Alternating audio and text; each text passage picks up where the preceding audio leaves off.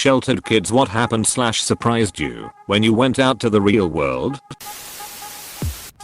I didn't even have a slight idea of what sex was until I had sex ed. I didn't know what catcalling was, and to this day I don't get the most obvious dirty jokes. People still awed me because of that. People who celebrate Halloween aren't all Satan worshippers, damned to hell. How are you now? A Satan worshipper and damned to hell. Never better, you. I remember being slightly stunned that people went out and did stuff on Sundays without even going to church first. Try living in a state where you can't buy alcohol on Sunday. Bruh, I'll pour one for Jesus too. If I want to sit at home and get drunk watching a Sunday game, just let me. I don't like arbitrary laws made just because it fits the narrative of a particular religion. I spent my teen years in rural Kentucky. I know exactly what you mean. Worse, in Arkansas. My late partner said everyone would rush to the Missouri border on Sunday, buy up all the booze, and disperse it all throughout the state. She used to run bootleg hooch on the back roads before pot became the thing. Real life Dukes of Hazzard stuff. I'm just glad she got out of it before meth came on the scene. My first week in college, I was hanging with some new friends in someone's dorm room, and I realized I didn't have a curfew.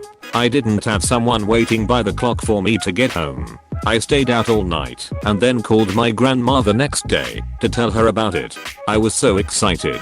I think that was my first realization that I really was, for all practical purposes, on my own at last. First couple weeks of college, I learned meth, and weed are two very different things. Meth. Getting physically ill from stress is a real thing and will go away if you no longer live with your stressors. I had a hard time picking up on sarcasm. I'd try my best to play it cool while being deeply confused. Sex was so demonized in the house I grew up in. I had no context for what was actually appropriate sexually. I struggled to discern between sexual jokes, flirting and harassment all blended together into one confusing mess. It was not a fun learning curve. And this, parents of Reddit, is why you can't just not talk about sex at all ever. My version of the talk: my mum walked in, sat on my bed, said my name. I don't care what you do, but use protection. She nodded and left. I resumed playing Diablo to War Command and Conquer. Wall-to-wall carpeting is not wall carpeting on all four walls. Edit. I went with my mom to help keep up the grandkids to an amusement park. I spent the entire day screaming about my gold. I checked Reddit when I woke up and started yelling. My nieces went right back to sleep. I was jumping up and down yelling my first gold. My mom joined in and kept asking why I'm so excited. Then, half an hour later, I realized it was 2. My screams were heard by the nephews and son through the walls. A million times thank you. I had a ton of weird stuff like this growing up. Dyslexia causes some weird connections. It's harder than you think to get some shitty minimum wage job. First time I heard of blowjobs. Thought it was a joke. Could not believe that was a real thing. The first night I moved out of a room with my brother, I remember it felt strange to have my dick out in a bedroom. Then it hit me, I can stop pretending to use the bathroom to masturbate. Not all people are bad criminals out to get you, and not everyone has a criminal record. And even the people who have one have a story, and it's not always how the media portrays it. Hopefully you don't mind if I get a little ass backwards here. I wasn't sheltered as a kid. Parents didn't have me watching horror movies in kindergarten, but I wasn't really sheltered either. Except, in a sense, from sheltered kids. In middle school, I want to say 7th grade, a boy transferred from a private school. He was your complete stereotypical sheltered kid. Private school, wealthy parents, devout Christian. You know the type. This was middle school. So naturally, a boy makes a dick joke. What's a dick? Alright. Bit surprising. But maybe his parents never swear. It's not the weirdest thing I've ever heard, you know, but nothing could prepare me for what comes next. We explained to him that dick is slang for penis, but that it's a bad word. so he shouldn't say it all the time. Ready for this? What's a penis? We waited for him to start laughing. Or a grin. Or anything. Any indication that he was joking? Nothing. This boy was so sheltered that at the age of 12 he had no clue what a penis was. A boy did not know what a penis was. Still my favorite tale of sheltered kids that I've ever encountered. And definitely the most shocking question I've ever been asked. Things go wrong all the time. My oven recently shattered whilst cooking a pizza for no reason. I just brought all my groceries with my budget and they were mostly oven based. Now ducked for about 3 weeks. You have to wash your sheets and bedding. People had sex before marriage and didn't even feel guilty about it. Can confirm. Had sex before marriage. Now married. Still have sex. Absolutely zero guilt. Nobody actually offers you free drugs. That shit's expensive. I learned what a hangover was. Laugh much harder than I should. Gay people aren't actually bad. If you step outside, more likely than not, you aren't going to immediately be kidnapped, tortured, and murdered. Still keeps me from going outside. Not a great thing to teach a kid. When I was in college I was an awkward, sweet, little Christian boy who didn't know how to talk to anybody. Imagine my surprise when one of the first people I met, a big guy with a beard and neck tattoos, revealed he had a vagina. Cool guy, though. Was it like, in a jar? Well, how else am I meant to store them? The first violent video game I saw, I had never seen gore, in real life or even in movies, before. I was fresh out of a private Christian school and finally got invited to my first public school friend's house. She and some other guy friends started playing a zombie shooter game. Every time they killed one of the zombies, I saw blood and brains splatter. I wanted so badly to fit in, but my brain couldn't process something so terrible as entertainment. I felt my stomach turn and felt so physically ill I needed to leave the room.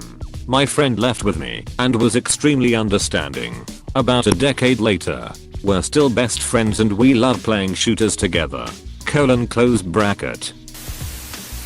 Sinners. Sinners everywhere. Arg. I went to private Catholic school from kindergarten to 8th grade, then on to public high school. Students at 14 and 15 years old actually drank, had sex, and cussed at adults. I couldn't believe it. Gay people exist, and they are not any less of a person because of it. I kinda fell apart. Suddenly I could eat what I wanted, when I wanted, go where I wanted, do what I could afford, man. Credit card suck rocks, and no one was looking over my shoulder making sure I did what I was supposed to. I'm still digging my way out of the hole I made. That racism was alive and well, and not just a thing in movies/TV. The area I grew up in had a very low minority population, and those that did live there were orders of magnitude more wealthy/successful than my family. So everyone talked of/treated them well. In hindsight they were probably considered one of the good ones. I was sheltered, and I didn't realize until I moved out. I didn't know how to apply for a bank card. I didn't get my license until I was 21. My parents never wanted to help me out with taking me for drives. I started to get away from my family's influence near the end of high school. One day, someone made a comment about how being gay is wrong. I, a girl from a very conservative Christian, Baptist, family, suddenly realized I didn't know why it was wrong. So I asked the kid, why, and he just looked at me, stunned, and was like, I don't know. That's what my dad says. Fast forward 4 years, I realize I'm bi, and he comes out as gay. Both of us broke our family tradition of hatred because I got curious and asked why. I was surprised to learn that the earth actually is billions of years old and scientists aren't lying to me to get me to worship Satan. Haha, don't be ridiculous. The earth is billions of years old. Evolution is real. Satan is a lord and master. And vaccines work. All normal stuff. Not everyone who does drugs is evil/dangerous. Most of them are normal people who are just in a bad place in life. Parents actually argue in front of their kids. My parents never did. And honestly just recently figured out that they weren't absolutely perfect and they had their fair share of arguments. But I never saw any of them. It disgusts me when two parents scream and yell at each other in front of their kids. Just a very shitty example. For me, it was the exact opposite experience. I was always told that the arguing, screaming, and taking out said anger physically and verbally on me was normal. When I noticed that none of my friends' parents did the same, I was just told that's because everybody puts on a show in front of non-family members. During the last few years in college, I finally had the chance to actually live with some of my friends' families for extended periods of time. What a shock it was for me to discover that some families do not, in fact, vent their frustrations by taking it out on their kids. Sure, arguments and disagreements happened, but they were handled maturely, through communication and the willingness to listen. I've since decided that my goal, above anything else, is to be better for my kids. When I first got to college, I was one of the few people I knew that never had sex, or drank alcohol, or got high on weed, or other things. And people would be surprised when I told them I had never experienced any of that. Growing up, I knew people did that stuff. Somewhere else, my friends never did any of that, at least before college. And if people in my school did, they were pretty secretive/subtle of it. So it was very different my freshman year of college, when it was practically in my face. It wasn't bad or anything, just a bit of a culture shock for me. This sounds just like me. I was not aware till I got to college that people in high school drank. And I never even smelled pot till my senior year of college. My entire social circle was just uber responsible and square by nature. College opened my eyes somewhat, but not that much, because my friends there also were not prone to any remotely scandalous behavior. The real culture shock hit right after, when I started dating my husband. He is very fond of both alcohol and pot, and that was a real adjustment for me. When I got my first apartment, I cried because the tub was working right, and I had air and heat and a not hardly floor. I also came to the realization that I didn't have to tell her everything. Information diet was a godsend to me. To tell myself it is okay to not tell her everything I do, when I get home, who I'm with, what time I'll get home. I felt free. It scared me, but also was a huge ass stress relief. People can just do things that seriously hurt you, and if they face any consequences at all, it rarely compares to the repercussions you face. Sometimes it's unintentional, like the person that gets distracted by their kid for 2 seconds while driving and hits the motorcycle in front of them. Sometimes it's intentional, like your best friend running away with your husband. And sometimes it's institutionalized, like the insurance company that makes you fight for years to get the healthcare that you're clearly entitled to based upon the terms of the policy. People can make bad decisions and absolutely ruin someone else's life, and then their life just goes on. It happens every day, and outside of your closest friends and immediate family, nobody really cares at all. Your parents can't make a phone call and fix it. You can't just complain to someone and get back whatever you lost or undo whatever damage was done. You just have to live with the consequences that other person left you with and make the best of it. Every day, something absolutely awful will happen to countless people as a direct result of someone else's carelessness or malice. And eventually you will be one of those unlucky victims. The best I can figure is to make safe choices, be empathetic, and try my hardest not to be the cause of someone else's suffering. That even in middle school kids do stuff like vape and smoke. And I also didn't know that it was normal to just hang out with your friends without planning it. I always thought my mom had to organize a playdate until the 5th grade. The my migraines that I got twice a month and was subscribed pills for from a doctor went away once I moved out of their house and got settled in another location away from my mom and stepdad. I'm guessing they were stressful to be around. Very much so. And I didn't know that till I was away from them. I wouldn't not call myself exactly sheltered, but as an only child, it was pretty surprising to find out that other kids had siblings the first day I went to school. Hot Pockets taste amazing, and my childhood would have been made better if I had access to them. Having a car is so freaking expensive. Not everyone is out to get you like my dad described to me. Life ain't a Nintendo game. You don't get second chances. How mean the general public is. I grew up in small Catholic schools and went to a public university, but was part of the Catholic group on campus, so my social circle consisted of nice people who were always volunteering to help others in one form or another. The golden rule of treating others the way you would like to be treated, i.e. kindly, is something I thought everyone learned. Then I joined the workforce and learned quickly that so many people in this world are just cruel for the fun or to flex their sense of superiority or to try to get free shit. I'm still super idealistic from my sheltered upbringing and have a really tough time trying to balance my instinct to be willing to help people with my underdeveloped self-preservation skills. It's led me to be taken advantage of professionally, and it sucks. The cussing.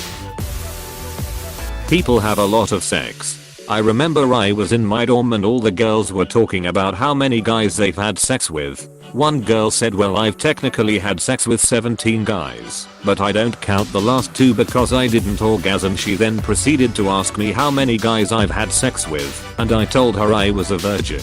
Everyone in the room proceeded to make fun of me for being the only virgin in the dorm. I also learned that people will make huge deals out of the dumbest shit in the world. How yelling doesn't always mean anger. My family was constantly having disagreements and yelling, and it had been going on so long that I developed a fear of sudden loud noises. Today, even if I hear an object fall over, my heart rate shoots up and my breathing becomes erratic. I was at a friend's place and we were ordering pizza, and her mom yelled from downstairs to let us know the pizza was here. I immediately thought her mom was angry about having to order pizza, which is something I would have encountered in my house, and I was ready to profusely apologize until my friend reassured me that her mother was not upset and was just yelling to make sure she was heard upstairs. I've been watching Unbreakable Kimmy Schmidt today and this is perfect. Being outside for 30 minutes by myself feels like a gateway to heaven compared to being practically house arrested for almost 17 years. Grass is amazing to run on. Honestly, the biggest surprise was learning that most firstborn kids have authority over their younger siblings. Like, my friends all just expected their younger sibs to obey them. One friend even said that a particular sport was her thing and her little sister wasn't allowed to be better at it than her. I didn't even know that was an option. My mom was the youngest sibling. My dad was the second youngest of 7 and the smallest. They made it clear I was not in charge of my siblings in any way. Also, I had to take super good care of my clothes, so they'd be almost new when my sister had to wear them as hand-me-downs. And I wore boys' coats until high school, so my brother could wear them too. There was other stuff like that my parents didn't let go when I started college, even though they'd always told me that they'd be done parenting when I left home. But learning older siblings are usually in charge floored me. How there wasn't actually constant rapists and muggers around every corner. My mom made me think that going anywhere alone would get me killed, let alone going on a night out. She was keen for me to stay on campus at uni and not venture into the town. I suffered way more sexual harassment going to the university bar than I did in any bars in town. Getting groped or having a guy suddenly try and drag me into a bathroom or push me up against a wall, all without talking to me or anything. It's pretty scary just getting grabbed and someone try and drag you somewhere, then getting verbal abuse thrown at you when you push them off. I found it safer to go out in town because I got left alone when I was out, whereas at the safe campus bar I was constantly on edge because those guys respected zero boundaries. It's like they had the mentality that, since everyone there was a student, any girl was fair game, and they didn't even need to say hi or let the girl know he was there before they pounced on you. Ducking gross. Obviously I'm still vigilant when going out, and still rarely go out after dark on my own. But it's not like the lawless wasteland my mom made the world out to be. I've witnessed one mugging in the 20 years I've been moved out of home. Hey, thanks for watching, and don't forget to subscribe.